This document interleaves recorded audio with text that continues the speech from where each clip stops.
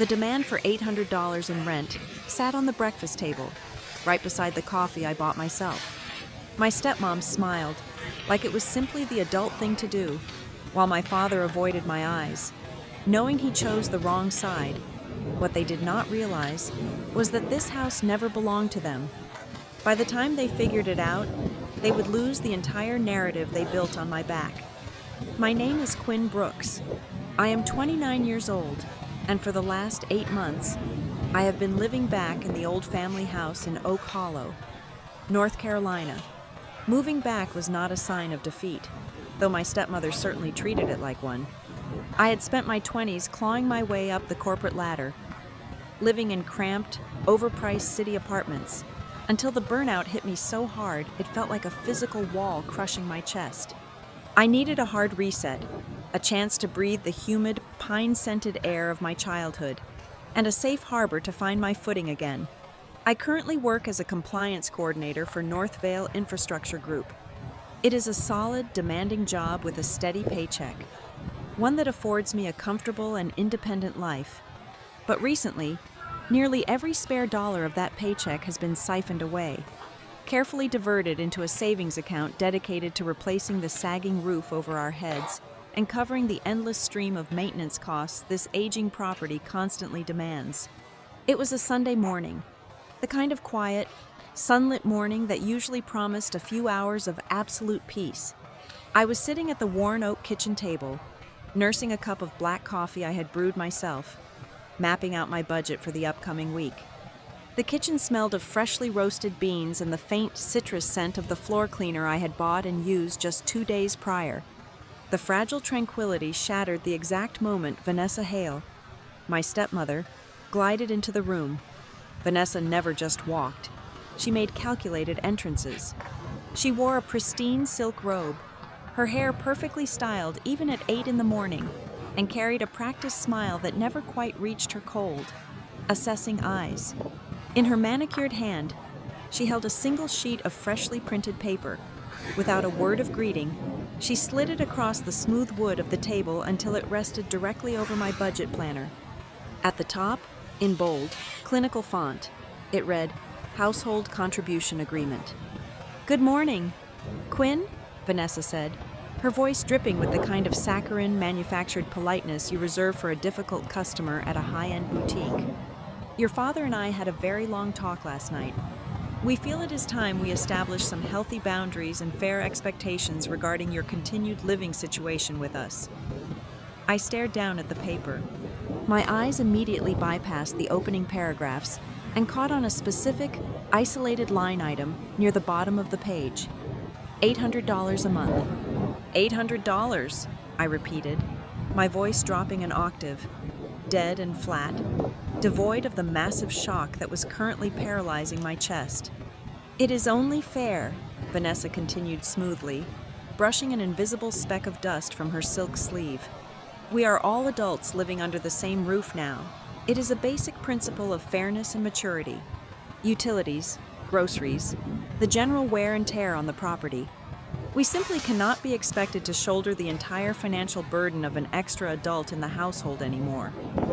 I looked up from the sterile white paper and shifted my burning gaze to the doorway leading to the hall. My father, Owen Brooks, stood there, clutching his own ceramic coffee mug like it was a protective shield. He did not meet my eyes. He stared intensely at the grout lines on the kitchen counter, shifting his weight nervously from one foot to the other. "Dad," I asked, forcing my tone to remain perfectly level, though my hands were beginning to shake. "You agree with this?" Owen cleared his throat, a pathetic, scraping sound that filled the quiet room. He finally glanced up at me, his eyes filled with that familiar, cowardly apology I had come to deeply despise over the last 2 years. "Well, Quinn, you know how it is. You are 29. Adults have responsibilities. It is just the right thing to do to chip in." A cold, sharp wave of absolute fury washed over me. Adults have responsibilities. The hypocrisy of that statement was so massive, it threatened to suck all the breathable oxygen right out of the room. I sat there, utterly stunned, and temporarily muted by the sheer, unadulterated audacity of their demand. My mind flashed violently back to just 3 months ago, in the dead of winter, when the ancient heating system had finally given out with a horrible metallic screech. Vanessa had complained endlessly about the bitter draft, wrapping herself in expensive cashmere blankets on the sofa, while my father wrung his hands and paced the floor over the exorbitant cost of emergency labor. It was my debit card that had been swiped to pay the technicians. It was my personal bank account that had been drained to replace the rusted, leaking water heater just weeks after that. And worst of all, it was my hard-earned money, transferred quietly and desperately one Tuesday afternoon, that had covered the massive past-due property tax bill from the previous billing cycle because my father had somehow mismanaged his finances yet again. I had poured thousands upon thousands of dollars into keeping this very house from literally falling apart around them, and now they were sitting here asking me for rent to occupy a single bedroom. Before I could articulate a single word of this overwhelming defense, the heavy, careless footsteps of Jace Hale echoed loudly down the hardwood hallway. Vanessa's 24-year-old son sauntered lazily into the kitchen, grabbing a green apple from the wooden bowl on the counter. He took a loud, wet bite, leaning his back against the stainless steel refrigerator with a smug, highly punchable smirk plastered across his face. "Tough break, Quinn," Jace mumbled, his mouth completely full of food. "But hey, if you don't like the new terms, you can always pack up your stuff and go rent somewhere cheaper out in the county. I am sure there are plenty of studio apartments right by the highway." I slowly turned my head to look at Jace. This was a guy who treated our historic family home like a free, all-inclusive resort. He threw loud, obnoxious parties on the back patio every other weekend, received endless stacks of cardboard packages for expensive hobbies he abandoned a week later, and had currently turned half the garage into a permanent graveyard for his failed woodworking projects. He contributed absolutely $0 and zero effort to the household, yet he stood there openly mocking me. Behind him, lingering quietly in the shadowy perimeter of the hallway, was Lauren Hale. Vanessa's younger daughter was 21, perpetually quiet and highly observant. Lauren did not say a single word. She just watched the tense scene unfold with wide, unreadable eyes. She never actively participated in Vanessa and Jace's daily bullying or snide remarks, but her consistent silence was its own heavy kind of complicity. I looked back down at the piece of paper resting on the table. The sharp black words seemed to blur together for a second and then snap back into terrifying, razor-sharp focus. I felt the overwhelming, primal urge to scream until my throat bled, to flip the heavy oak table completely over, to list out loud every single receipt, every single dollar I had bled to keep this pathetic family afloat. I wanted to march over, grab my father by his sloping shoulders, and shake him violently until he remembered exactly who I was and what I had sacrificed for him. But I did not move. The blinding anger burning inside my chest suddenly crystallized into something entirely different. It turned freezing cold. It turned purely calculating. I reached out and picked up the printed paper. The physical weight of it was negligible, but the legal and emotional implication of the document was heavy enough to crush bone. I scanned the sterile, legalistic language Vanessa had likely copied and pasted from some generic landlord internet forum. It clearly outlined eviction timelines, noise curfews, and strict guest restrictions. In that precise, suspended fraction of a second, the heavy blinders finally fell completely away from my eyes. This was not a misguided, clumsy attempt at teaching me financial responsibility. This was not about covering the rising cost of electricity or sharing the grocery bill.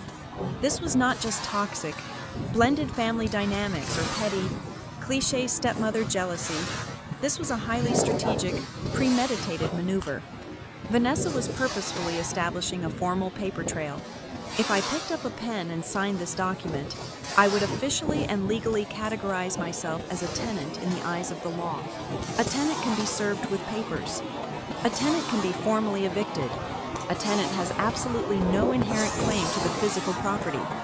Vanessa was not trying to make a few $100 off me to pay for her manicures. She was meticulously laying the necessary legal groundwork to methodically push me out of my own home. She wanted total control of the house, and she desperately needed me reduced to the status of a mere renter to achieve it. I folded the paper neatly and perfectly in half, pressing the crease down hard with my thumb until the edge was razor sharp. I looked up at Vanessa, whose expectant, triumphant smile was just beginning to falter a tiny fraction under my dead, silent scrutiny. I looked at my father, who had entirely given up pretending to be a man and had resumed his intense study of the countertop tiles. I looked at Jace, who had finally stopped chewing his apple, clearly unsettled by the complete lack of an explosive, tearful argument. They fully expected me to break down and cry. They expected me to throw a massive tantrum, to stomp angrily up the wooden stairs, to threaten to pack my bags and leave right then and there. They wanted an emotional, messy reaction they could easily point to and dismiss as immature, childish behavior.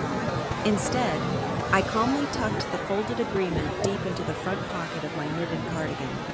I reached out, picked up my ceramic coffee mug, took a slow, deliberate sip of the dark liquid, and stood up straight from the table. The wooden legs of the chair scraped loudly against the tile floor, echoing like a gunshot, the only sound in the suffocating, heavy silence of the kitchen. I did not argue a single point. I did not waste my breath defending my financial contributions.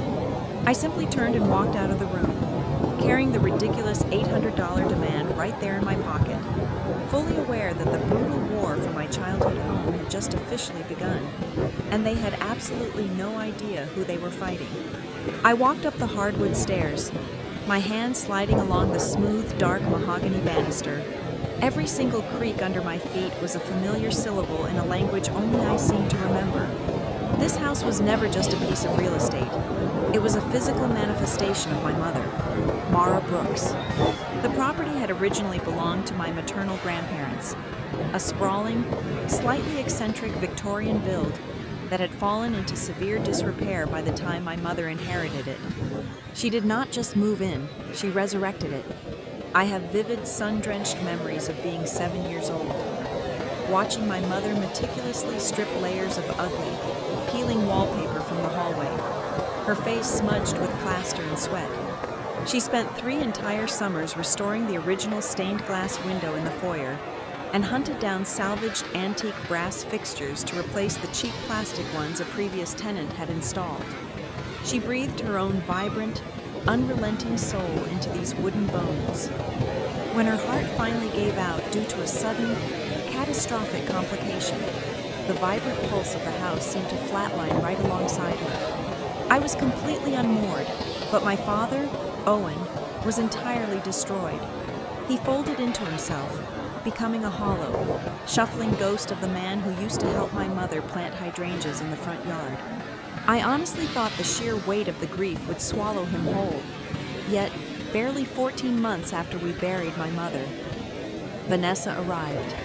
Vanessa was a masterclass in covert operations. She was incredibly skilled at making hostile takeovers look like necessary acts of love. She did not storm through the front door and demand control. She did not immediately pack away my mother's life into garbage bags. She was far too calculating for that. Her invasion was glacial, wrapped in the suffocating guise of domestic improvement. It started with the heavy, emerald green velvet curtains in the living room.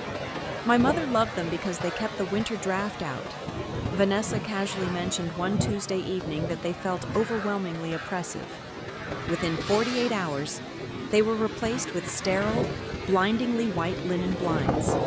Vanessa smiled her practiced, tight-lipped smile and told my father she was simply trying to refresh the energy for the family, to let the healing light in. My father, desperate to avoid any form of conflict or lingering sadness, just nodded and agreed. Then came the dining room table. The massive, scarred oak table where I had done a decade of homework was deemed too bulky for modern entertaining. It vanished while I was at work, replaced by a minimalist, freezing cold glass monstrosity.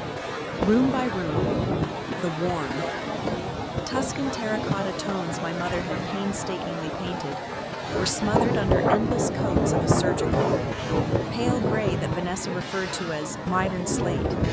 The most agonizing part was the deliberate, slow-motion erasure of my mother's actual face from our daily lives. It happened so gradually that if you pointed it out, you sounded completely paranoid. A silver-framed photograph of my parents laughing in the backyard was moved from the prominent fireplace mantel to a side table. 2 weeks later, it was relocated to the top of a bookshelf. Eventually, under the pretext of thorough spring cleaning, every single picture of Mara Brooks was systematically exiled to the cramped, poorly lit downstairs study. The heirloom quilts stitched by my maternal great-grandmother were carefully sealed in plastic bins and shoved into the darkest corners of the attic, allegedly to protect them from moth damage.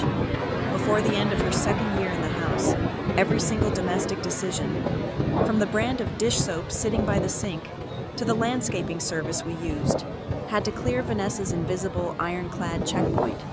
I allowed it to happen. That is the bitter, jagged pill I have to swallow every time I look in the mirror. In the beginning, I was in my early 20s, frantically trying to establish my career, and I was absolutely terrified of becoming the cliché, spiteful stepdaughter. I convinced myself that if Vanessa's sterile aesthetic and controlling nature kept the crushing, suffocating sadness out of my father's eyes, I could endure it. I bit my tongue, swallowed my resentment, and chose an artificial peace over defending my territory. But my silence was entirely misinterpreted as submission. While I tiptoed around the gray walls, trying to be the mature, supportive daughter, Vanessa's children treated my mother's sanctuary like a luxury hotel where the front desk never asked for a credit card. Lauren and Jace occupied space with a staggering level of entitlement. Lauren treated the house as a chaotic dressing room. She left a continuous trail of discarded clothes, expensive makeup palettes, and half-empty designer water bottles across every flat surface she encountered. She would casually borrow my expensive bath products without asking, and then leave the empty bottles sitting in the shower for me to throw away. Jace, however, was a relentless hurricane of careless consumption. He treated the backyard patio as his personal fraternity house, hosting loud, obnoxious gatherings that stretched deep into the early hours of the morning. I would frequently find crushed beer cans in the flower beds my mother used to weed by hand. He treated the detached garage, a space my mother had excitedly planned to convert into a working greenhouse, as a permanent dumping ground for his endless failed entrepreneurial pursuits. It was currently packed to the ceiling with half-built wooden benches from his brief carpentry phase, rusted car parts from a vehicle he never actually bought, and massive stacks of unopened cardboard shipping boxes holding gear for hobbies he abandoned after a single week. They consumed the space, the resources, and the quiet of this house without offering a single ounce of gratitude or contribution. And the thing that made me want to scream until my throat was completely raw was my father's willful blindness. Owen actively chose to look the other way. He retreated to his leather recliner, hiding behind the sports channels, determined to maintain his illusion of a happy, blended family. He knew exactly what was happening. He knew Jace was destroying the garage. He knew Vanessa was erasing his first wife. Most importantly, he knew perfectly well that I was the one quietly absorbing the massive, tangible financial costs of keeping the foundation of this house from literally cracking apart. Yet, he chose to sit at the breakfast table and lecture me about the responsibilities of adulthood to keep Vanessa happy. As I closed the door to my bedroom, I pulled the folded agreement out of my cardigan pocket. I smoothed the paper out on my desk. The demand for $800 was not an isolated incident. It did not materialize out of thin air because the electricity bill was a little high this month. It was the absolute climax of a meticulous, multi-year campaign. It was the final, devastating brick in the wall Vanessa had been building since the day she moved her suitcases into the master bedroom. She had successfully erased the memory of my mother. She had completely neutralized my father, turning him into a passive, obedient bystander. And now, she was making her final move against me. By forcing me to sign a legal document and hand over a monthly rent check, she was officially rebranding my existence. She was taking the daughter of the woman who poured her blood and sweat into this home and downgrading her to a financial asset, a temporary guest, a mere tenant living under Vanessa Hale's roof. She had meticulously constructed a brand new, highly sanitized narrative where she was the generous matriarch and I was the ungrateful freeloader. The $800 was just the entry fee she was charging me to live in her fabricated reality. But as I stared at the signature line at the bottom of the page, the cold, calculating fury I had felt in the kitchen solidified into pure, unadulterated resolve. She wanted to play a legal game of territory, but she had absolutely no idea that the ground she was standing on was rigged to blow. That evening, the house settled into a suffocating quiet. I sat on the floor of my bedroom, surrounded by a dozen manila folders, desperately trying to build a fortress out of paper. If my stepmother wanted to play a game of ledgers and liabilities, I was going to bury her in receipts. I needed the roofing invoice. It was a massive, 5-figure sum I had transferred directly to the contractors just before the winter frost set in. A sum that proved I was the sole financial pillar keeping the ceiling from caving in on their heads. I scoured my desk drawers, growing increasingly frustrated, before remembering I had left a stack of unopened mail on the narrow console table in the downstairs hallway earlier that week. I crept downstairs, the wooden floorboards groaning slightly beneath my bare feet. The television in the living room murmured softly, indicating my father and his wife were thoroughly engrossed in whatever primetime drama kept them sedated. I reached the console table and grabbed the messy stack of envelopes. As I shuffled through glossy catalogs and brightly colored credit card offers addressed to my father, my thumb caught on a stiff, heavy stock envelope. It bore the stark, official seal of the county tax assessor in the top left corner. I expected it to be another overdue notice, another consequence of my father burying his head in the sand. But as my eyes scanned the transparent window of the envelope, my breath hitched. It was not addressed to my father. It was not addressed to the estate of my late mother. The bold, black ink clearly read Quinn Brooks, successor trustee. I stared at the 3 words, successor trustee. It was a dense, heavily legal phrase that felt completely alien attached to my name. I had absolutely no idea what it meant in this context. Assuming it was a bizarre clerical error, a simple mix-up by an overworked county clerk, I slid my fingernail under the flap and tore it open. I unfolded the thick paper. It was an official confirmation notice. According to the document, the primary residence tax exemption for our specific address had been successfully updated and registered exclusively under my name. The effective date listed at the bottom of the page was nearly 12 months ago. I stood frozen in the dim hallway light. My mind raced, frantically trying to connect dots that were floating in completely empty space. I had never filed for a tax exemption. I had never signed any property transfer documents. I had never stepped foot inside the county assessor office in my entire life. If I did not authorize this, who did? My father possessed zero initiative for administrative tasks, and if Vanessa had been secretly manipulating the property deed, she would have absolutely inserted her own name, not mine. As I stared at the official county seal, a sudden, visceral memory violently pierced through the fog in my brain. It was from the final weeks of my mother life. She was resting in the sunroom, her breathing shallow, her skin terrifyingly pale, wrapped tightly in a thick wool blanket. I was sitting beside her, holding her fragile hand, trying to pretend the world was not ending. She had looked at me with an intensity that completely contradicted her failing body. Her voice was barely a whisper, but the words were carved into stone. She said, "Quinn, if someday everything in this house does not feel like home anymore, you must go and read my papers carefully. Do not trust what you see. Trust what I left for you." At the time, I was drowning in anticipatory grief. I had brushed the comment off as the sentimental ramblings of a dying woman. I assumed she meant her old recipe boxes, her handwritten journals, or the photo albums she kept meticulously organized. I never once considered she was talking about legal documentation. My heart began to hammer violently against my ribs. I practically flew back up the stairs, silently bypassing my bedroom and heading straight for the narrow door at the end of the hall that led to the storage room. This was the one place Vanessa had not fully conquered yet, simply because she refused to deal with the dust and the heavy lifting. I turned the brass knob and stepped into the cramped, poorly ventilated space.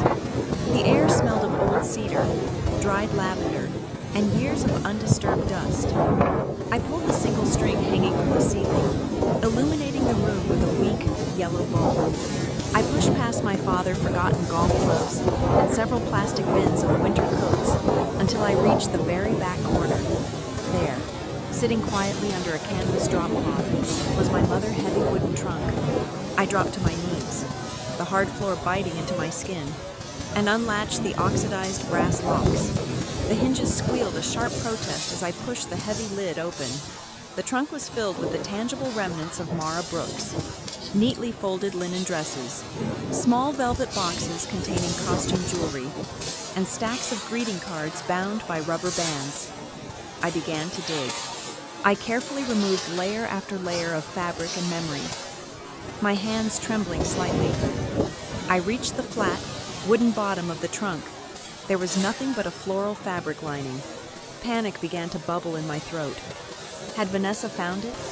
Had she destroyed whatever my mother left behind? I pressed my palms flat against the bottom lining. My right hand caught on a slight, unnatural ridge near the back right corner. I dug my fingernails under the edge of the floral fabric and pulled upward. A false bottom, constructed from a thin piece of plywood, popped loose. Beneath it lay a single, thick manila envelope. I pulled it out. It was heavily sealed with thick strips of clear packing tape, meant to withstand years of sitting in the dark. There was no long emotional letter attached. There was no sentimental title. Written across the front in my elegant, unmistakable cursive was a single line of text: Evelyn Pike, attorney at law. I sat back on my heels, clutching the stiff envelope to my chest. The feeling of being lightly disoriented completely vanished, replaced by a sharp, electric surge of pure adrenaline. My mother had not just left me a house. She had left me a legal contingency plan. She had foreseen a future where her sanctuary might be threatened, and she had silently armed me for a war I did not even know was coming. I knew instinctively that I could not open it here. I could not risk spreading the contents across my bed where Vanessa might walk in under the guise of collecting laundry. This was no longer just family drama. This was a guarded, high-stakes secret. I carried the envelope back to my bedroom like I was transporting a live explosive. I unzipped my leather work tote, slid the thick manila folder into the padded compartment right behind my laptop, and zipped it securely shut. I barely slept that night. Every time I closed my eyes, I saw the words, "Successor Trustee," burning brightly against the back of my eyelids. When morning finally broke, painting the gray sky with streaks of pale pink, I was already dressed in a sharp, tailored blazer and trousers. I walked downstairs into the kitchen. Vanessa was already there, sipping tea, her expectant eyes immediately dropping to my empty hands. She was waiting for her signed agreement. She was waiting for me to surrender. I need a few days to review my monthly budget and move some funds around before I sign any binding contracts. I told her, my voice perfectly smooth, perfectly practiced. I want to make sure I am doing the responsible, adult thing. Vanessa's smile tightened just a fraction, annoyed by the delay but entirely appeased by my apparent compliance. Of course, Quinn, take your time. We just want what is best for the household. I nodded once, grabbed my car keys, and walked out the front door. I did not drive toward the towering glass building of North Vale Infrastructure Group. Once I was securely inside my car, I dialed my manager and requested half a day of personal time. Then, I pulled out my phone, typed the name Evelyn Pike into the search bar, and mapped the route to a small, independent law firm situated 2 towns over. As I merged onto the highway, gripping the leather steering wheel, a terrifying but deeply satisfying clarity washed over me. Vanessa thought she was playing a brilliant game of chess, maneuvering her pieces to trap me in a corner. But she was entirely oblivious to the fact that I had just walked right off her board, and I was stepping into a battlefield she could not possibly comprehend. The brass bell above the heavy glass door chimed at exactly 9 in the morning as I stepped into the law offices of Evelyn Pike. It was not a sprawling corporate firm with marble floors and panoramic city views. It was a modest, impeccably organized suite, tucked away in a quiet commercial brick building. The air inside smelled faintly of lemon polish and old binding glue. Evelyn Pike was waiting for me. She was a woman who looked to be in her late 50s, with sharp, perceptive eyes behind wire-rimmed glasses and a posture that commanded immediate respect. She did not offer me platitudes or ask how my drive was. She simply gestured to one of the leather chairs opposite her massive mahogany desk and held out her hand. I unzipped my tote bag, pulled out the heavily taped manila envelope I had unearthed from my mother's trunk the night before, and placed it on the polished wood between us. Evelyn picked it up, running her thumb over my mother's cursive handwriting. A brief, unreadable shadow passed over her face. She reached for a silver letter opener and sliced through the thick layers of aged packing tape. She slid a thick stack of legal documents onto her desk, adjusting her glasses as she began to read. For nearly 20 minutes, the only sound in the room was the crisp turning of pages and the ticking of a grandfather clock in the corner. I sat perfectly still, my hands folded tightly in my lap, my heart beating a frantic rhythm against my ribs. Finally, Evelyn closed the file, folded her hands over it, and looked directly at me. The expression on her face was a mixture of deep professional satisfaction and cold, hard reality. "Your mother," Evelyn began, her voice steady and precise, "was an incredibly pragmatic woman. She loved your father deeply, but she was not blind to his fundamental flaws. She knew his spine was highly malleable, especially if he were left alone. She anticipated that if another woman ever entered his life, he would not possess the fortitude to protect what belonged to you." I swallowed hard, the knot in my throat suddenly tightening. What exactly did she do? She bypassed the standard probate process entirely, Evelyn explained, tapping her index finger against the thick stack of paper. Before she passed, your mother established an irrevocable family residence trust. She transferred the deed of the house directly into this trust. Your father never actually owned the property outright after her death. He was merely granted a conditional life estate. I frowned, trying to navigate the dense legal terminology. A conditional life estate, meaning he was allowed to live there, but he did not own it. Precisely. Evelyn nodded. He had the right to occupy the residence, but that right was chained to two very specific, non-negotiable stipulations.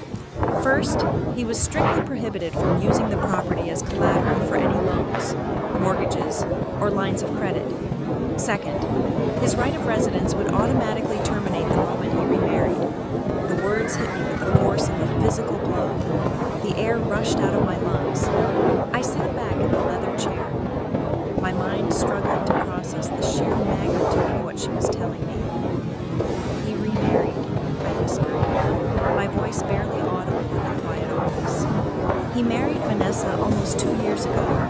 "Exactly," Evelyn said, her tone completely devoid of sympathy, focusing entirely on the legal facts.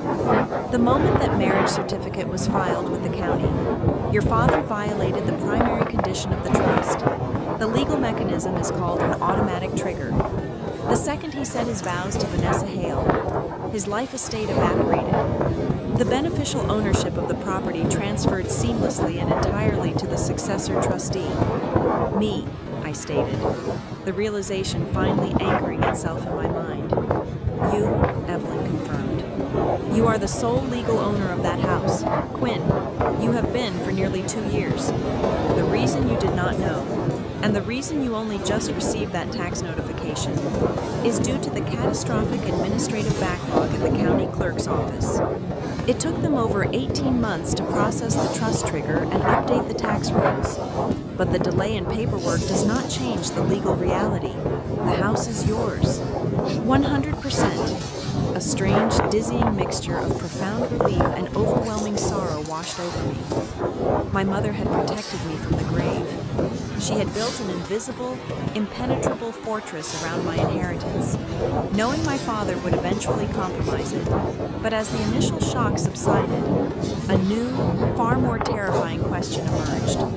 If I owned the house, why was Vanessa trying to force me into a lease? I reached into my blazer pocket, pulled out the folded household contribution agreement Vanessa had presented to me, and slid it across the desk. My stepmother handed this to me yesterday morning. She demanded I start paying $800 a month in rent, or she will initiate eviction proceedings. Evelyn picked up a single sheet of paper. Her eyes scanned the generic, internet-templated legal jargon. As she read, her jaw visibly tightened. She did not look amused. She looked alarmed. "This is not a petty power play," Evelyn stated, dropping the paper back onto the desk. "This is a highly calculated legal trap." She turned to her computer monitor, her fingers flying rapidly across the keyboard. "When you called me this morning and mentioned Vanessa Hale, I took the liberty of running a preliminary background check and a fresh title search on the property. I found something highly concerning." She turned the monitor slightly so I could see the screen. It displayed a convoluted digital ledger filled with dates and financial codes. 3 weeks ago, Evelyn pointed to a specific line item. "A hard inquiry was made against the title of your property. It was initiated by a private equity lender based out of state. These are the kinds of aggressive, high-interest lenders people use when traditional banks deny them a home equity line of credit." I stared at the screen, my blood turning to ice water. "Someone is trying to take out a loan against the house. Someone is trying to cash out the equity," Evelyn corrected sharply. "And based on the fact that your father has no legal authority to encumber the property, they are either planning to commit mortgage fraud, or they are attempting to exploit a loophole by claiming your father has adverse possession or primary control." Evelyn leaned forward, placing her hands flat on the desk. "Now look at that rent agreement again. If you, the actual legal owner of the property, sign a document agreeing to pay rent to Vanessa and your father, you are legally acknowledging them as the landlords. You are establishing a formal tenancy. In the eyes of a judge or an underwriter, signing that paper is an act of subordination. It creates a contradictory paper trail that implies you surrender your ownership rights to their authority." The pieces of the puzzle aggressively slammed together, forming a picture so utterly ruthless it took my breath away. The $800 was a smokescreen. Vanessa did not care about the grocery bill or the heating costs. She needed my signature on a legally binding document that reduced me to a tenant. Once I was categorized as a renter, she could present that documentation to the private lender to prove she and my father had total administrative control over the property and its occupants. It would smooth out the underwriting process, secure the massive cash payout she was seeking, and leave me completely vulnerable to a standardized eviction notice the moment the funds cleared the bank. She was not just trying to push me out of my childhood bedroom. She was attempting to financially strip mine my mother's legacy and leave me with absolutely nothing. "What do I do?" I asked, my voice no longer shaking. The cold, calculating fury from the kitchen had returned, multiplied by a factor of 10. "Do I go home and show them the trust? Do I tell them to pack their bags?" "Absolutely not," Evelyn replied instantly, her tone razor sharp. "If you confront them now, you give Vanessa the opportunity to destroy evidence, stall the process, or manipulate your father into a protracted legal battle that will drain your savings. We need to catch her in the act of attempting to execute this fraudulent loan." Evelyn handed the fake lease agreement back to me. "You are going to take this paper, and you are going to go back to that house. You will not sign it, but you will play the part of the stressed, overwhelmed daughter trying to make the budget work. You need to become invisible. Let Vanessa think her pressure tactics are working. While she is distracted by her own hubris, you are going to gather every shred of evidence you can find. I want the name of that private lender. I want any emails, any written correspondence, any careless conversations you can record. We need to let her walk so far out onto the ledge that when we finally cut the rope, she has absolutely nowhere to land." I I took the paper from her hand, the cheap printer ink feeling like poison against my skin. I tucked it safely back into my pocket. I looked at the manila envelope sitting on the desk, the final, brilliant protective shield my mother had built for me. "I understand," I said, standing up from the leather chair. "I will get you everything you need." I walked out of Evelyn Pike's office and stepped back out into the bright morning sun. I was no longer the exhausted, accommodating daughter trying to keep the peace in a house that had been stolen from her. I was the successor trustee, and I was going back to Oak Hollow to quietly and methodically dismantle my stepmother's entire life. I pulled my car into the driveway just past 1 in the afternoon, taking a long, deep breath before killing the engine. The hardest part of Evelyn Pike's strategy was not the legal maneuvering. The hardest part was the acting. I had to walk back into my own home and actively pretend I was losing a war I had already secretly won. I dropped my shoulders, let my posture slouch just enough to project defeat, and arranged my features into an expression of exhausted resignation. When I walked through the front door, Vanessa was standing at the kitchen island, meticulously arranging a bouquet of expensive white lilies into a crystal vase. She glanced up, her eyes immediately scanning my face for signs of a breakdown. I let out a heavy, defeated sigh and dropped my keys onto the counter with a dull clatter. "I looked at my accounts," I told her, keeping my voice completely flat and avoiding direct eye contact. "I need a few days to arrange my budget and move some funds from my savings. I just need a little time to figure out how to make this work." The transformation in her demeanor was instantaneous and entirely nauseating.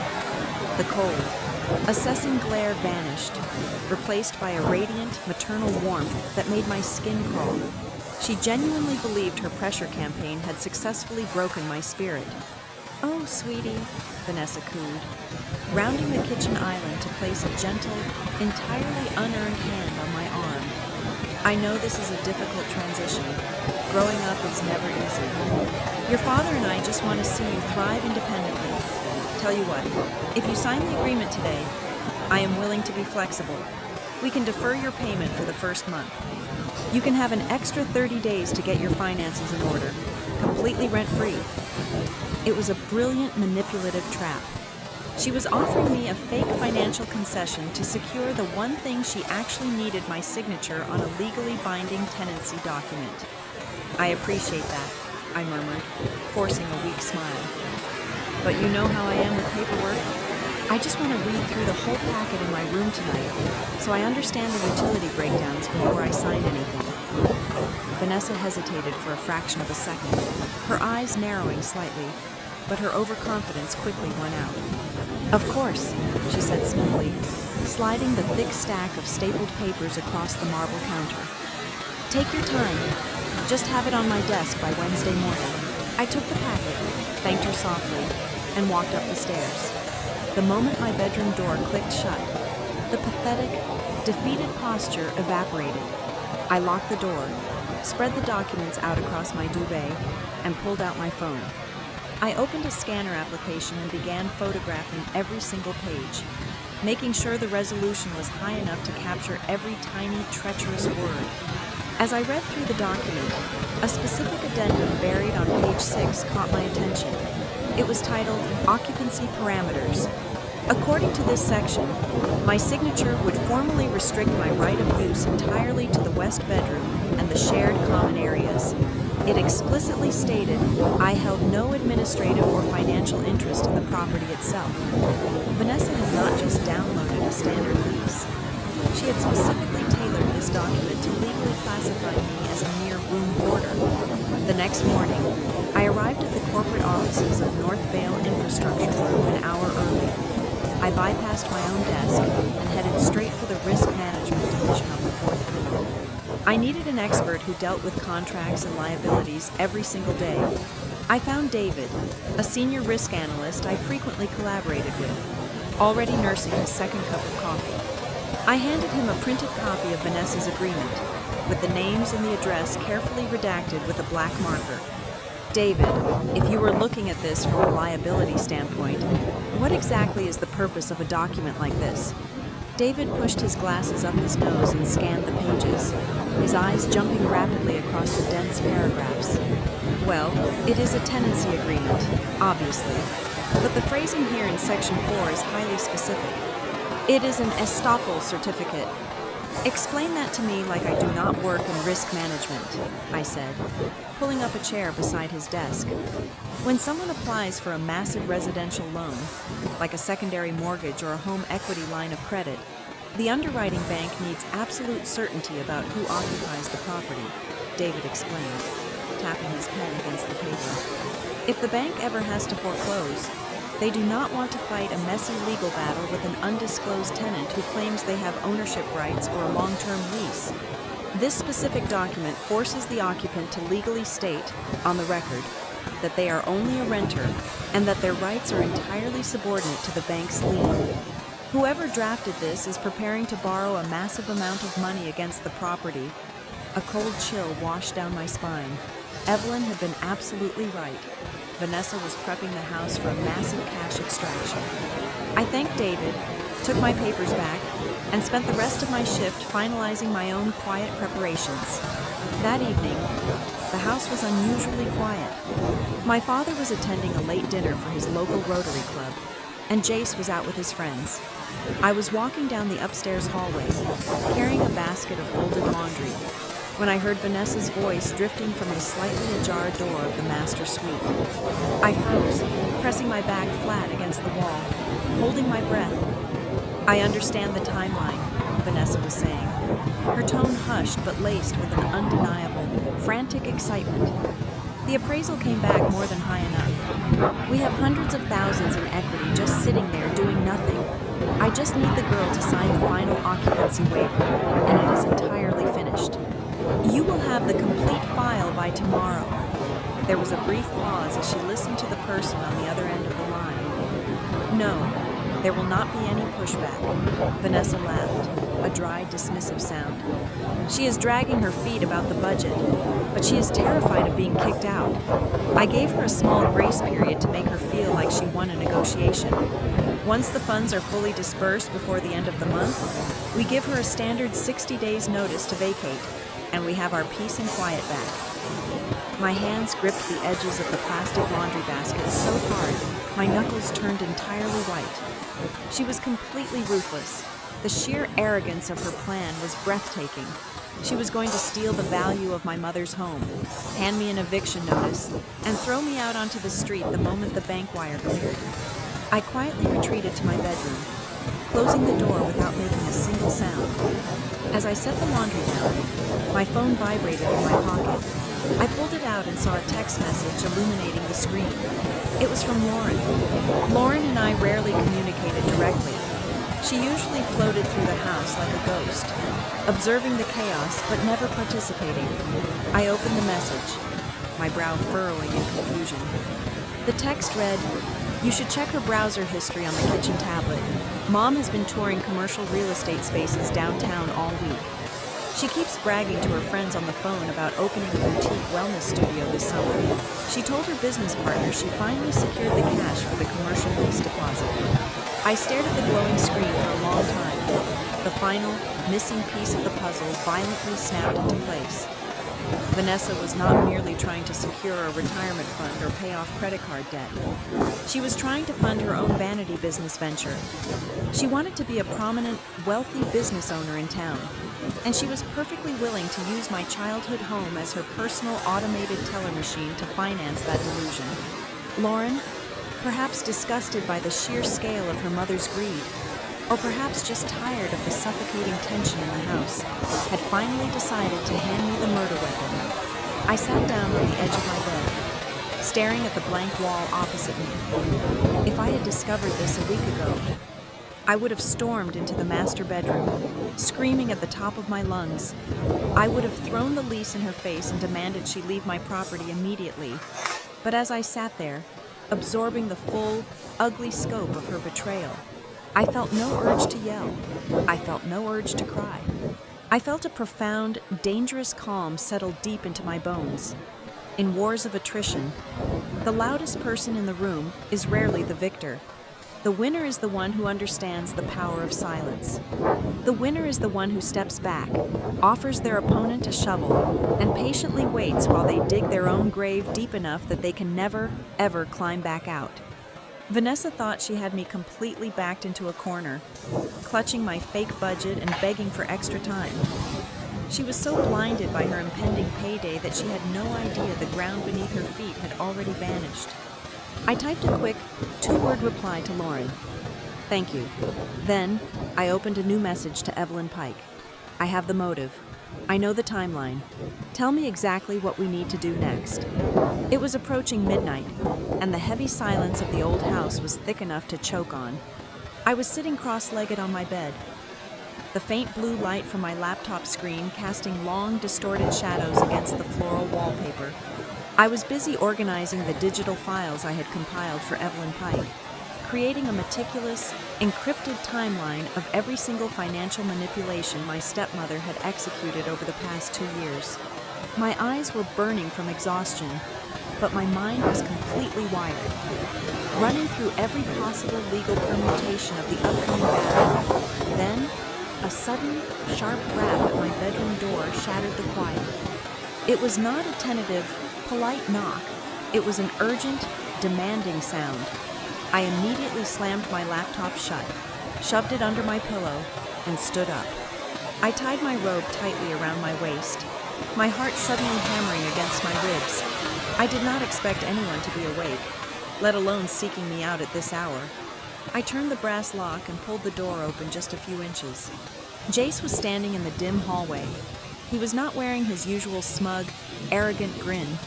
His hair was a messy, tangled bird nest, and his jaw was clenched so tightly a muscle twitched violently in his ear. He looked furious, but beneath the anger, there was a frantic, restless energy that I had never seen in him before. Before I could ask what he wanted, he pushed his shoulder against the heavy wood, forcing his way into my room and quietly clicking the door shut behind him. If this house does not actually belong to my mother, Jace said, his voice a harsh, strained whisper that barely carried over the hum of the air conditioning vent. What exactly is she trying to pull? I froze, my hand still resting on the doorknob. I stared at him, my mind racing to calculate how much he actually knew and how he had figured it out.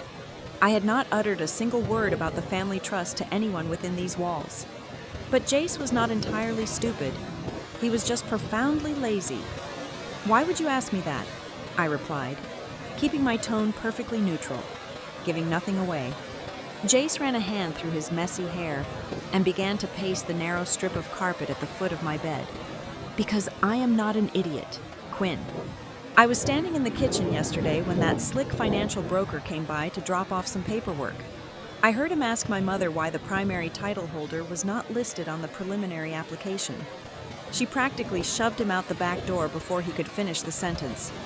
Combine that with the fact that she is suddenly desperate to get you to sign a lease agreement after ignoring your existence for 2 years. The math does not add up. He stopped pacing and looked directly at me, his dark eyes searching my face for confirmation. She does not own this place, does she? I took a slow, deep breath.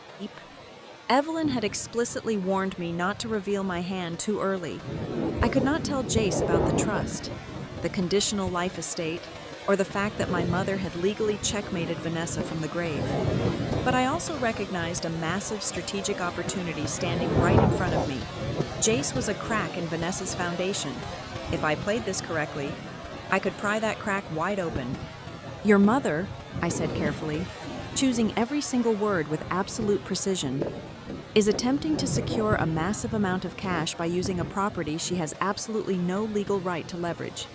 She is hiding behind my father, and she is trying to use me as a convenient legal loophole. Jace let out a harsh, bitter laugh that held absolutely zero humor. He shook his head, looking down at the worn carpet. Of course she is, because she will bleed anyone dry if it gets her what she wants.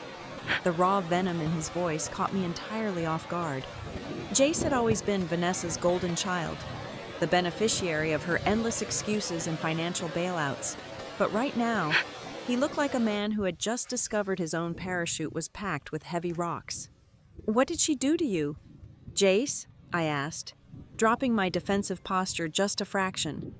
He reached into the pocket of his sweatpants and pulled out his phone, staring at the blank screen for a long moment before looking back at me. I had a joint checking account with her. It was supposed to be a safety net. I have been putting money in there for 8 months to pay off the remaining balance on my truck loan. 2 days ago, I logged into the banking application to schedule the final payment. The account was completely empty. My eyes widened slightly. "She took it. $4,500, Jace confirmed, his voice vibrating with suppressed rage. "Every single dime, gone." When I confronted her about it this afternoon, she told me she had to temporarily borrow it for a crucial business deposit and that I needed to stop being so selfish and look at the bigger family picture. She promised she would pay me back double by the end of the month when her new investment cleared. He laughed again, shaking his head in absolute disgust. "She stole my money to pay the lease deposit on that stupid commercial wellness studio she will never actually run. And she is planning to use whatever dirty loan she is pulling on this house to cover her tracks." Jace reached behind his back and pulled a cracked silver tablet out of his waistband. It was an old device Vanessa used mostly for browsing recipes and reading digital magazines in the kitchen. "I did not believe her garbage excuses," Jace said, tapping the cracked glass screen to wake it up. "So I waited until she took her sleeping pills tonight, and I went through her sent emails on this tablet. I thought I would find messages to a commercial landlord. I found something much worse. I think you need to read this." He shoved the tablet into my hands. The screen was glaringly bright in the dim room. It was an email drafted 2 days ago, sent to a private financial consulting firm. The subject line read, "Capital Restructuring Timeline." I read the text, my blood turning to absolute ice water in my veins. Vanessa had written an incredibly professional, sanitized summary of her financial goals. She described my childhood home not as a residence, but as a family asset ready for immediate restructuring. She detailed the expected appraisal value and requested an expedited disbursement of funds.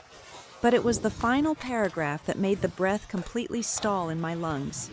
In response to an apparent question from the broker regarding the current occupants of the house, Vanessa had written, "The current tenant, my stepdaughter, is signing a formalized month-to-month agreement this week to establish clear boundaries. Once the capital is secured and the business accounts are funded, she will be strongly encouraged to vacate the premises within 30 days. This transition is necessary to regain privacy and emotional stability for our core nuclear family." There it was. It was not just an assumption anymore. It was not just me reading between the lines of a fake rental agreement. It was written down in stark, undeniable black and white. She was explicitly promising a lender that she would throw me out onto the street the moment she got her hands on the money. "She is a monster," Jace muttered, watching my face carefully. "She is going to take out the loan, kick you out, and leave your dad holding the bag when the entire thing inevitably collapses." I slowly handed the tablet back to him.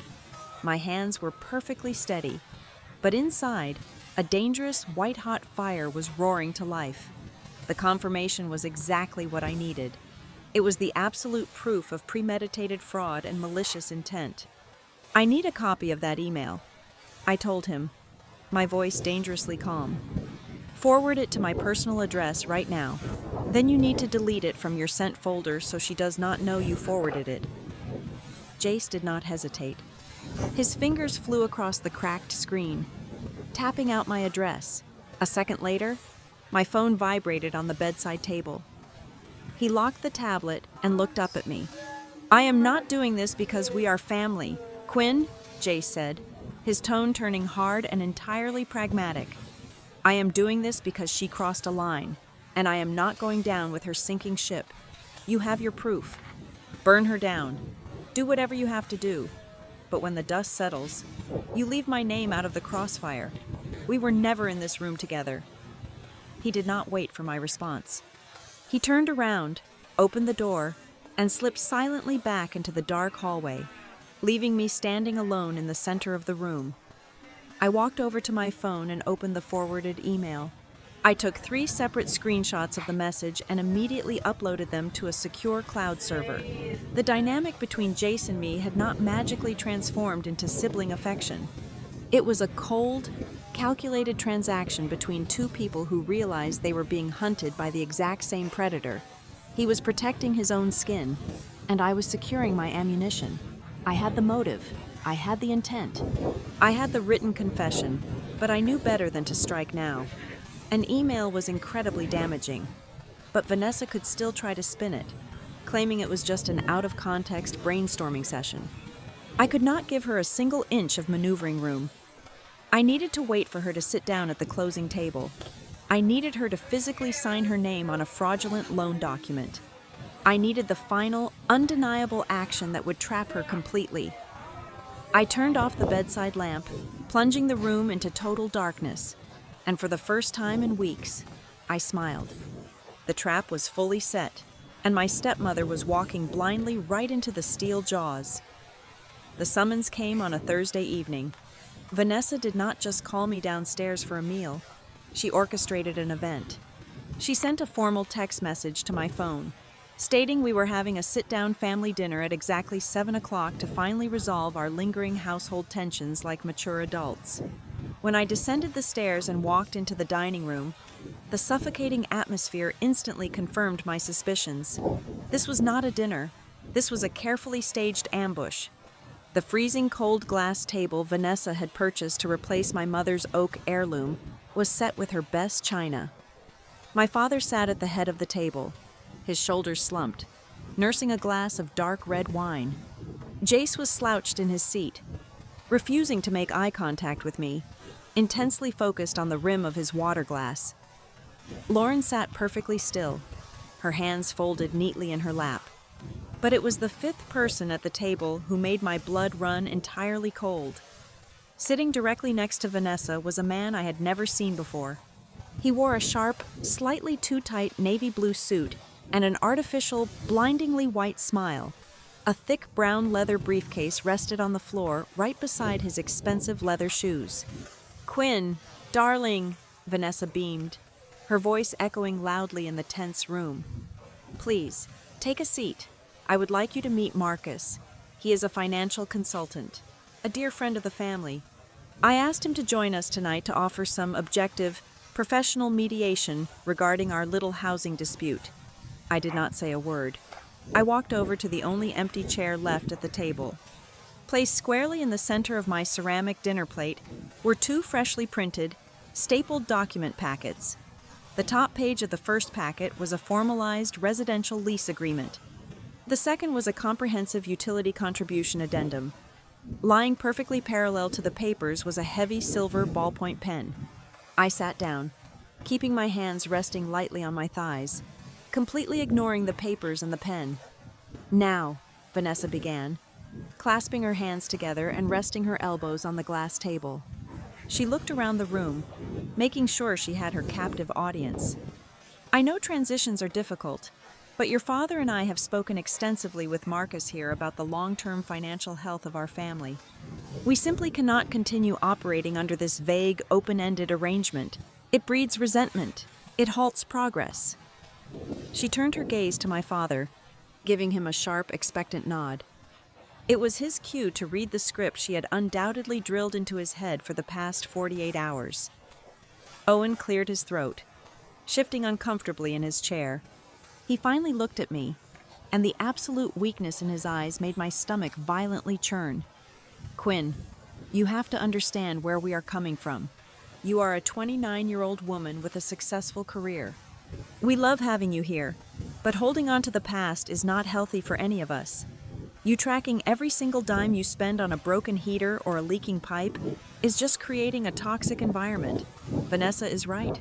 We need a clean slate. A formal agreement protects everyone and helps this family move forward." The sheer magnitude of his betrayal hit me like a physical punch to the ribcage. He was entirely brainwashed. He was actively characterizing my desperate attempts to save his house from ruin as toxic behavior, all to justify the woman sitting next to him. Vanessa sensed her victory and immediately went in for the kill. She leaned forward, raising her voice so the entire room, and especially the financial broker, could hear her perfect, reasonable logic. "Honestly, Quinn, look at the reality of the situation," Vanessa said, her tone dripping with condescension. "What is so terribly wrong with a woman nearing 30, paying $800 a month to live under her parents' roof? $800 is an absolute fraction of what a decent apartment in this zip code would cost you. We are offering you a massive discount because you are family, but your refusal to contribute basic rent is incredibly ungrateful. It is time to step up and be accountable." Marcus, the broker, nodded sympathetically, placing a hand over his heart. It is a very standard practice for multi-generational households to formalize their living arrangements. It protects the primary homeowners from undue financial strain. The room fell into a heavy, expectant silence. They were waiting for me to break. They expected me to flush red with embarrassment in front of the stranger. They expected me to aggressively defend my character, to scream about the property taxes I had paid, or to simply burst into tears and grab the silver pen just to make the public humiliation stop. I did none of those things. I did not take the emotional bait. I kept my face entirely impassive, letting the silence stretch until it became thick and incredibly uncomfortable. I slowly turned my head, completely ignoring Vanessa and my father. I locked my eyes directly onto the financial consultant. "Marcus," I said, my voice dropping to a smooth, icy calm that instantly altered the air pressure in the room. "I have a very simple, objective question for you. If this is solely my father's house, why does your residential loan underwriting process require a signed estoppel certificate and occupancy waiver from me before your firm will authorize the cash disbursement?" The effect was immediate and catastrophic. The rhythmic clinking of Jace tapping his fork against his plate abruptly stopped. My father blinked rapidly, his brow furrowing in genuine, profound confusion, but it was Marcus who gave the entire game away. The professional, confident mask completely shattered. He physically recoiled, his spine snapping straight against the back of his chair. He shot a panicked, wide-eyed look directly at Vanessa. In the world of high-stakes private lending, an undisclosed ownership dispute, or a resident aware of a fraudulent loan application was an absolute nightmare. Vanessa's face drained of all color for a microscopic fraction of a second before the blinding, frantic rage took over. "What on earth are you talking about?" Vanessa gasped, her voice shrill and trembling slightly. "You are completely delusional." "Quinn, there is no loan. That paperwork right in front of you is a standard tenant verification form. You are intentionally misreading legal boilerplate to avoid paying your fair share of the rent. You are trying to humiliate me in my own home." She was lying so fast and so loudly that the sheer volume was meant to act as a smokescreen, but my eyes had already dropped away from her panicked face. When Marcus had jerked backward in shock, his knee had bumped the heavy leather briefcase resting on the floor beside his chair. The brass latch, which had not been fully secured, popped open. The leather flap slumped sideways, revealing a thick, tightly packed manila folder inside. Because of the angle of my chair, I could look straight down into the open bag. The top document in the folder was printed in a massive, bold font. It was a formal residential property appraisal schematic. Right beneath the address of my childhood home was the final expected valuation, followed by the requested cash-out disbursement sum, $450,000. My breath caught in my throat, but I forced my expression to remain entirely blank. She was not just trying to pull a small business loan to secure a commercial lease. She was attempting to strip mine the property for nearly $500,000, the absolute maximum equity the house possessed. She was going to drain every single drop of value my mother had built, leave my father drowning in an impossible mortgage he could never repay, and walk away with a small fortune. I finally reached out and touched the silver pen resting on my plate. I picked it up, feeling the cold metal against my skin, and then deliberately placed it back down on the glass table, pushing it a few inches away from the contracts. I pushed my chair back and stood up slowly. The screech of the wooden legs against the floor was deafening. I am not going to sign legally binding financial documents under duress during a dinner party, I announced, my voice ringing clearly in the dead silent room. I looked down at Vanessa, whose chest was heaving with panicked, suppressed rage. I told you I needed time to review my budget. I will provide you with my formal written response regarding my tenancy in this property by the end of the weekend. Without waiting for a single reply, without looking at my father's confused face or Jace's tight-lipped grimace, I turned on my heel and walked calmly out of the dining room. I could hear the frantic, hushed whispers erupting from the table the absolute second I turned the corner into the hallway.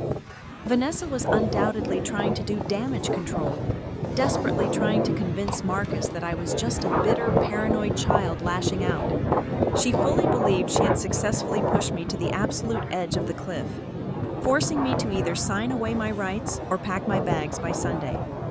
She had absolutely no idea that I had not just stepped back from the ledge. I had just memorized the exact shape, size, and dollar amount of the weapon she was holding, and I was finally ready to burn her entire world to the ground. The morning after the disastrous dinner party, I sat in the parking lot of my office building, staring blankly at the leather steering wheel. My phone rang sharply, shattering the quiet. It was Evelyn Pike. She did not bother with pleasantries or ask how my night had gone. She told me she had pulled the complete origination file from the private lender using the specific details I had gathered. What she found inside that file completely shattered the last remaining illusion I held about my family. There, right beneath Vanessa's sprawling signature on a preliminary credit authorization form, was the unmistakable, sloppy handwriting of my father.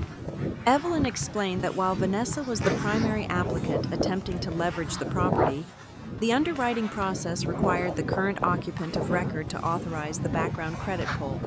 Owen had signed it. He was not a blind, helpless victim being dragged along for the ride. He was an active, willing participant in the theft of my inheritance. I did not go inside my office building. I put the car in reverse and drove straight back to Oak Hollow. The driveway was empty of Vanessa's luxury sedan, meaning she was likely out touring commercial spaces for her imaginary wellness studio. I found my father in the backyard. He was standing near the old oak tree, aimlessly raking a small pile of dry leaves, looking every bit the tired, beaten-down man he had become. I walked across the damp grass, stopping just a few feet away from him. I did not scream. The explosive anger had burned completely through my system the night before, leaving behind a cold, hollow cavity in my chest. I asked him a simple question. I asked him why his signature was sitting on a fraudulent loan application for a house he legally lost the right to occupy the day he remarried. He dropped the rake. The wooden handle hit the ground with a dull thud. All the color drained from his face, leaving him looking sickly and gray. He tried to stammer out an excuse, trying to recycle the same tired lines Vanessa had fed him about family progress and moving forward together. I cut him off immediately. I told him I knew exactly what my mother had done before she died. I laid out the mechanics of the trust, the conditional life estate, and the undeniable fact that I was the sole legal owner of the property. My father collapsed onto the weathered wooden bench my mother had built by hand. He buried his face in his hands, and the ugly, pathetic truth finally spilled out of him. He confessed that shortly after my mother passed away, her attorney had sat him down and outlined the basic parameters of the trust. He knew there were strict conditions attached to his residency, but when Vanessa moved in, she slowly convinced him that those legal documents were merely outdated suggestions.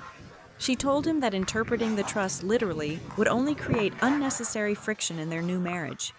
She assured him that I was a successful, independent woman who would eventually want to sell the old house anyway, so there was absolutely no reason to complicate their lives with legal technicalities.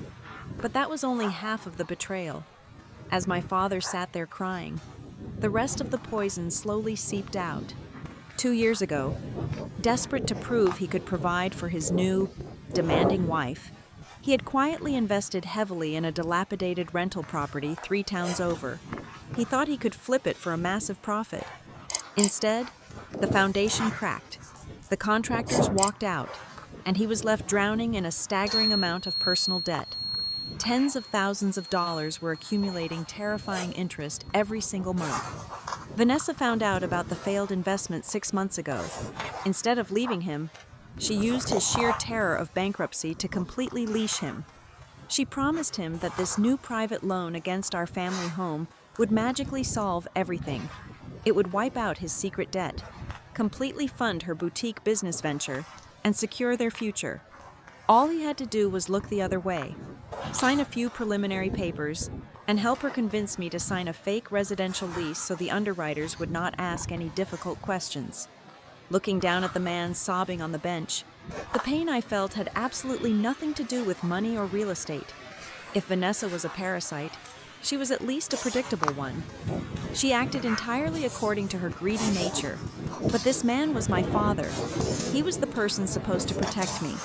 Yet, when faced with the consequences of his own foolish mistakes, he actively chose to sacrifice my mother's legacy to buy himself a few years of comfortable, artificial peace. He traded my future to cover his own cowardice. I walked away from him without saying another word. I went up to my bedroom, grabbed a small duffel bag, and started throwing clothes into it. A dark, suffocating wave of exhaustion crashed over me. I wanted to surrender.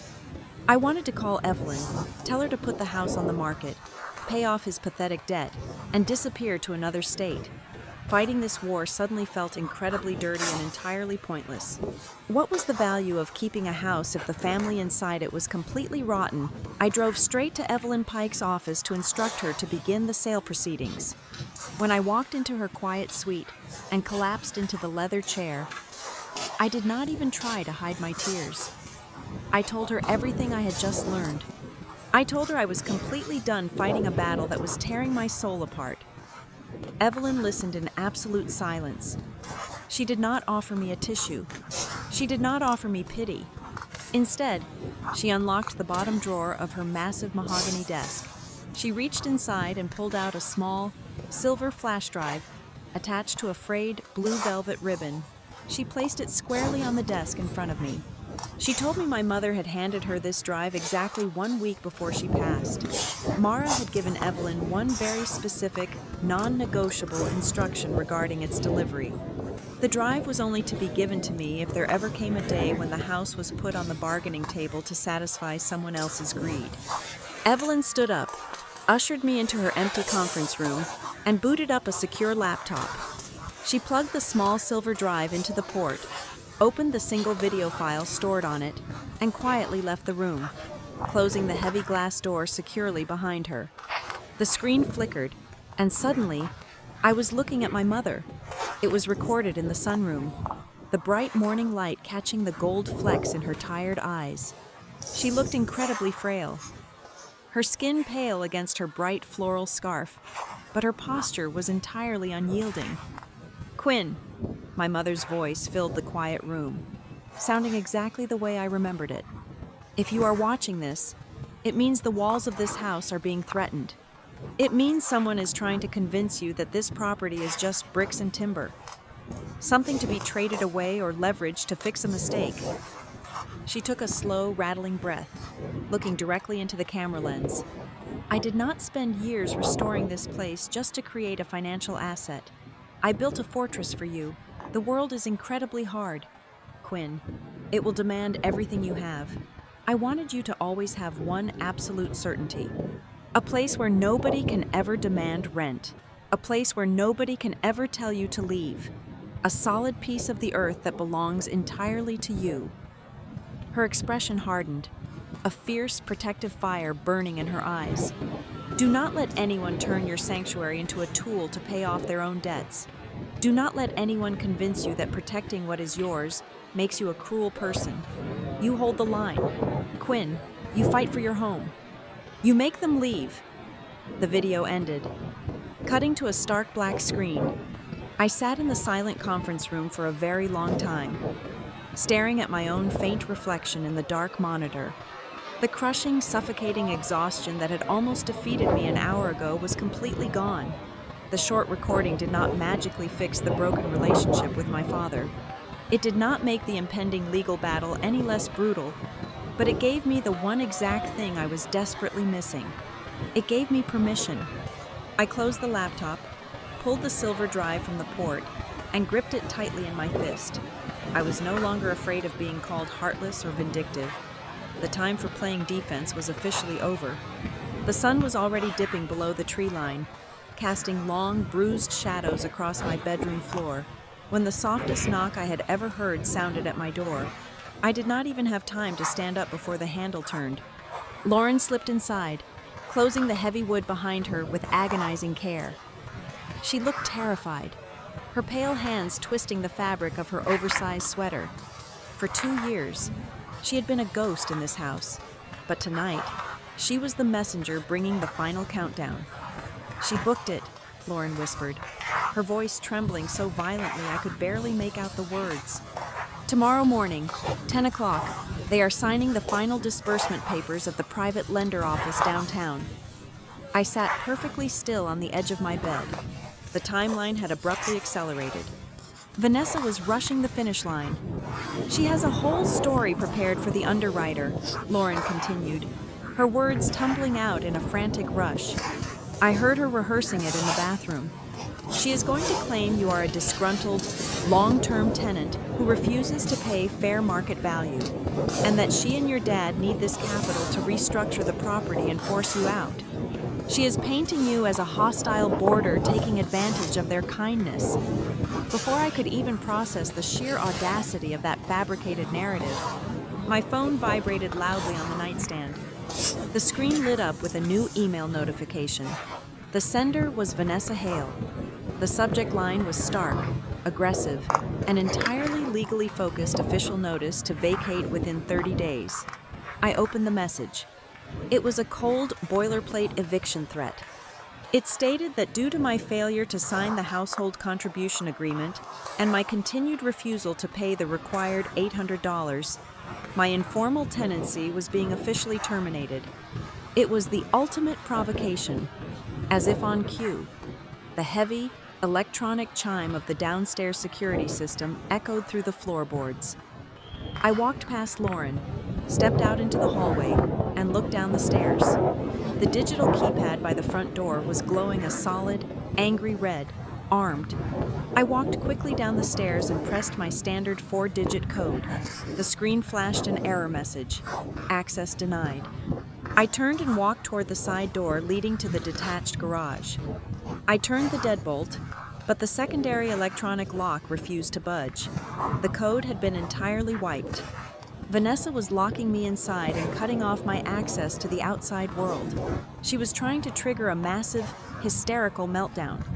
She wanted me to kick the doors, scream at the top of my lungs, and prove to my father that I was exactly the unhinged, hostile presence she claimed I was. She needed me to make a fatal emotional mistake less than 12 hours before she secured her fraudulent loan. I stood in the dim hallway, the red light of the alarm panel washing over my face. I did not scream. I did not kick the heavy oak door. I pulled out my phone and dialed Evelyn Pike. "She is signing tomorrow morning at 10 o'clock, I told the attorney, my voice dropping to a low, lethal whisper. She changed the alarm codes, locked me out of the garage, and just served me with a 30-day eviction notice via email. "Do not react," Evelyn commanded instantly, her tone razor-sharp. "Do not give her a single decibel of anger. Get out of that house right now and come to my office. We have a long night ahead of us." I bypassed the front door. Slipping out through the heavy kitchen window my mother had always left unlatched for the summer breeze. I drove through the dark, quiet streets of Oak Hollow, the cool night air clearing the last remnants of hesitation from my mind.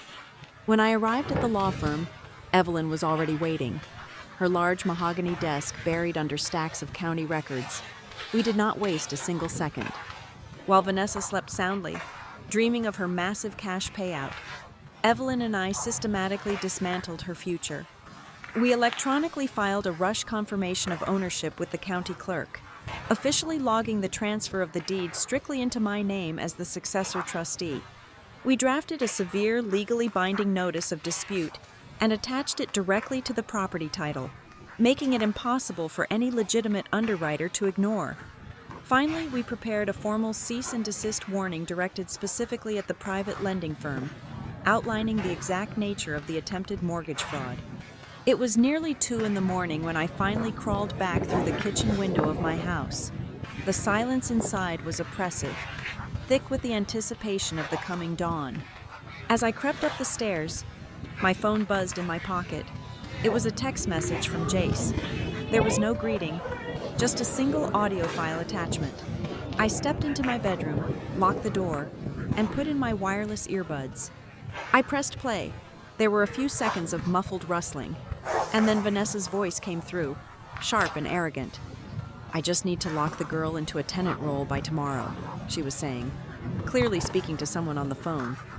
"The underwriter is skittish about family occupants. Once I have the signed lease, or at least the paper trail of the eviction notice proving we have administrative control, the money clears. Then we can finally throw her out and breathe." Jace had actually done it. Despite his absolute reluctance to get involved, his fury over his stolen money had pushed him to record her through the crack of her office door. He had just handed me a direct, undeniable verbal confession of premeditated fraud. I was in the middle of transferring the audio file to my encrypted backup drive when a soft, pathetic knock sounded at my door. I opened it to find my father standing there in his pajamas. He looked terrible. His eyes were bloodshot, his skin pale and sagging under the weight of his own cowardly choices. He wrung his hands together, refusing to meet my cold stare. "Quinn," Owen whispered, his voice trembling with a sickening mixture of fear and pleading, "please, tomorrow morning, whatever you are planning to do, just do not make a scene. Vanessa is very stressed. We are all stressed. If you just let this go for now, we can figure out the living arrangements later without causing a massive public embarrassment. Please, just keep the peace." I stared at the man who had helped teach me how to ride a bicycle on this very street. He was actively begging me to let a thief steal my mother's legacy, entirely because he was terrified of the social awkwardness and his own financial ruin being exposed. In that precise, devastating moment, any lingering shred of familial loyalty I held for him evaporated completely into the cold night air. He was not protecting me. He was only thinking of his own immediate comfort. "Go to sleep, Dad," I said, my voice entirely devoid of emotion. I closed the door softly in his face, sliding the deadbolt into place with a heavy click. I did not sleep a single wink that night. I sat at my desk and meticulously assembled my arsenal. I was no longer preparing for a family argument. I was preparing a localized, targeted legal strike. I arranged everything into a thick black leather portfolio.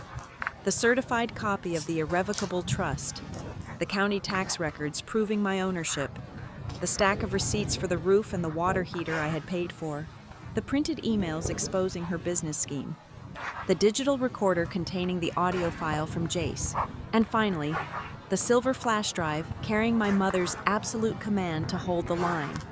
I packed it all with the cold, detached precision of a soldier loading a magazine. When the first rays of morning sunlight finally broke through the canopy of the old oak tree outside my window, I was already dressed in a sharp charcoal suit. The game of hiding in the shadows was over. The countdown had hit 0. In just a few hours, every single player in this twisted drama would be sitting in the exact same room at the lending office. They fully expected a compliant, broken girl to quietly accept her eviction. But only one person was going to walk out of that building with the keys to the house, and I was going to make sure the entire city knew exactly who that was. The downtown office of the private equity firm was exactly what you would expect from a company that specialized in high-interest, rapid disbursement loans. It was entirely encased in frosted glass and cold gray steel, devoid of any warmth. At exactly 10 o'clock in the morning, I pushed open the heavy glass doors, the thick leather portfolio gripped tightly in my right hand. Evelyn Pike walked right beside me, her posture impeccably straight, radiating the kind of absolute, undeniable authority that only decades of courtroom experience could forge. Through the transparent walls of the main conference room, the scene was already set. Vanessa sat at the head of a polished mahogany table, dressed in a sharp white blazer, looking like a woman who had just won the lottery. A thick stack of closing documents rested right in front of her. My father, Owen, sat completely motionless next to her.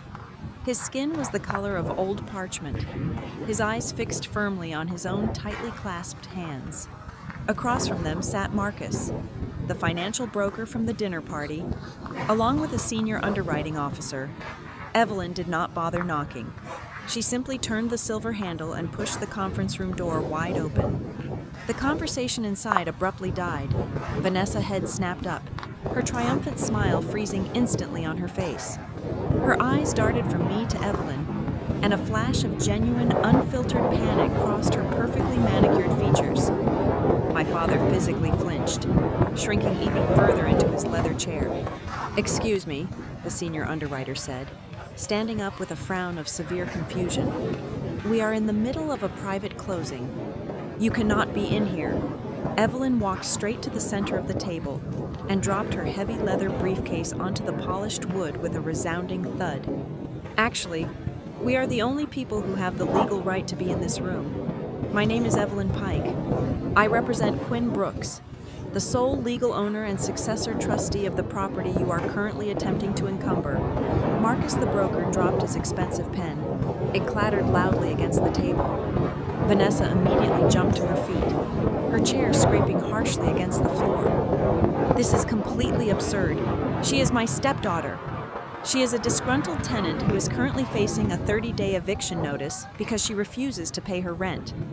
She is just trying to sabotage her father because she is bitter and entirely unstable. Call security right now and have her removed." I did not raise my voice. I did not match her frantic, escalating energy. I unzipped my portfolio and pulled out the thick stack of certified county records, sliding them directly across the table toward the underwriter. "There is no eviction," I stated, my voice echoing coldly in the sterile room. "You cannot evict the landlord. That property was placed into an irrevocable trust by my late mother. My father was granted a conditional life estate, which he permanently voided the exact day he married you.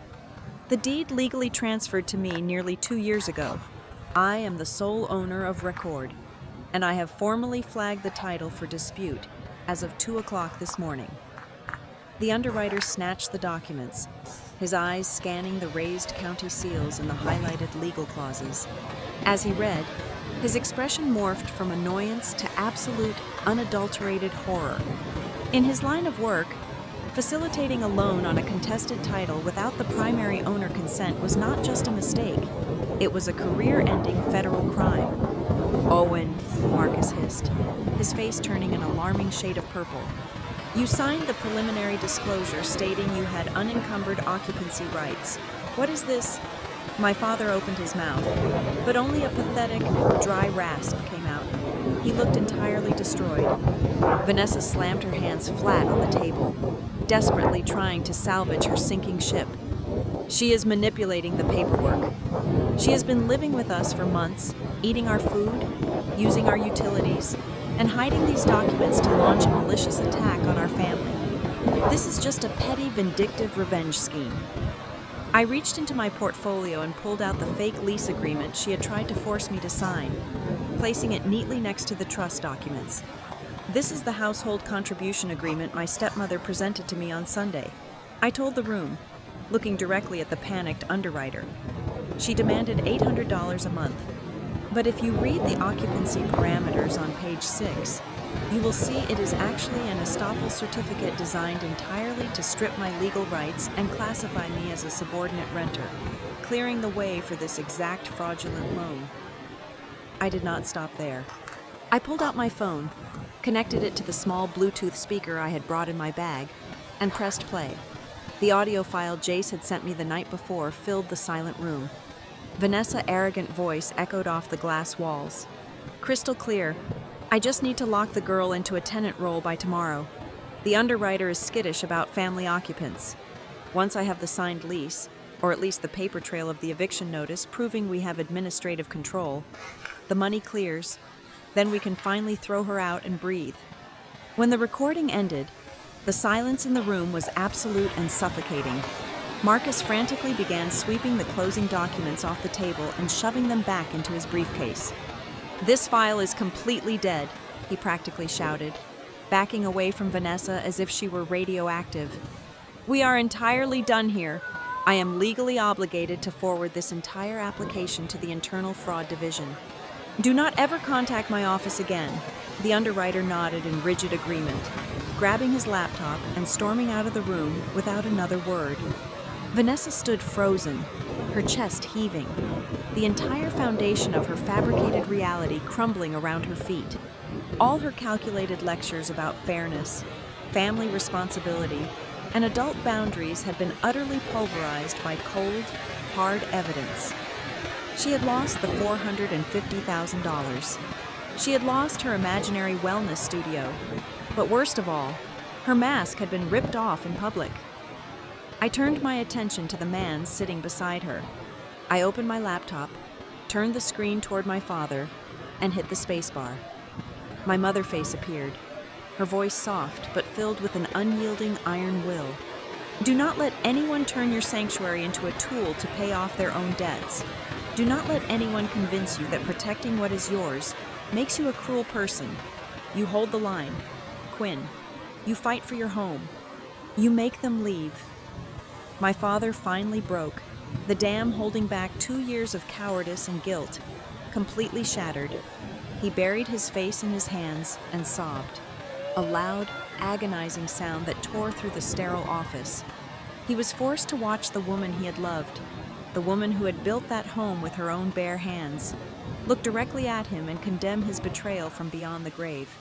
I closed the laptop. The finality of the sound felt like a heavy steel door locking into place. "Here are the terms," I said, looking down at Vanessa, whose face had twisted into a mask of pure, venomous hatred. "My attorney has already drafted the formal notice. You have exactly 14 days to remove yourself and every single piece of your property from my house. If you take a single fixture, if you damage a single wall, I will press criminal charges for vandalism and submit the evidence of your attempted mortgage fraud to the district attorney." I looked at my weeping father. "Jace and Lauren can pack their bags and leave with her, or they can find their own apartments.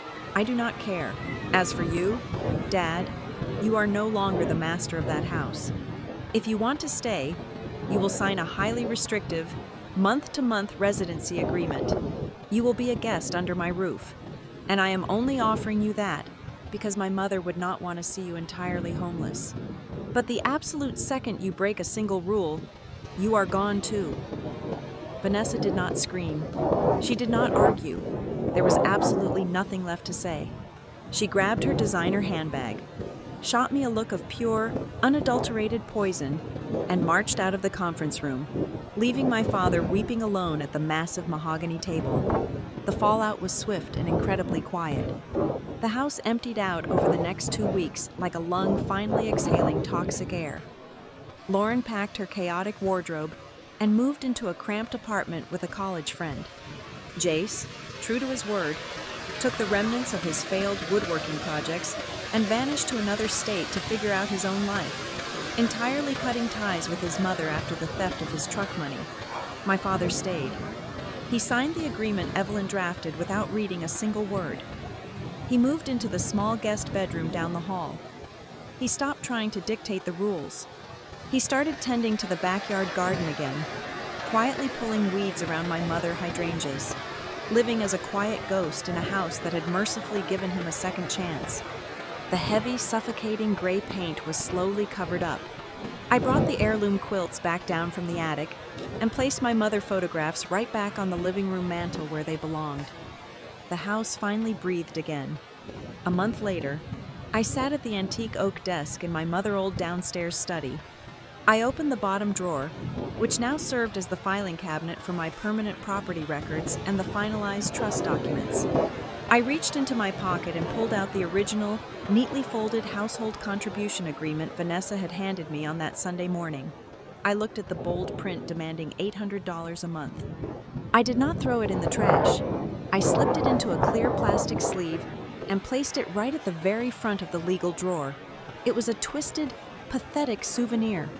My stepmother had honestly believed she could buy my submission, my dignity, and my entire inheritance for the low price of $800. But as I closed the heavy wooden drawer, listening to the satisfying click of the lock, I knew the absolute truth. The power she had so desperately tried to steal was something she would never, ever be able to afford. Thank you so much for listening to this story. Let me know in the comments where you are tuning in from today so we can connect and share our thoughts. Please subscribe to the Maya Revenge Stories channel, like this video, and support us by hitting the hype button so this story can be heard by even more people.